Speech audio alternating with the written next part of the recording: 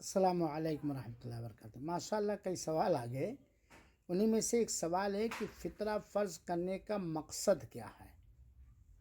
دیکھیے، اللہ تعالیٰ کے پیارے حبیب صلی اللہ علیہ وسلم نے فطرہ فرض کرنے کا مقصد اور ہدف بھی بتایا ہے۔ طہرۃ للصائمین و طعمۃ للمساکین، دو مقصد ہے فطرہ فرض اور واجب کرنے کا۔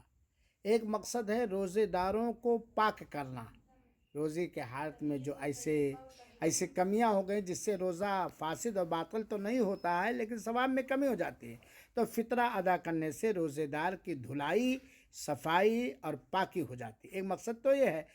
دوسرا مقصد طعمۃ للمساکین، فقیروں اور مسکینوں کے لیے غذا کا پربند اور انتظام، تاکہ عید کے دن انہیں مانگنے سے بچایا جائے۔ تو فطرہ کا مقصد یتیموں کو، فقیروں کے گھر میں راشن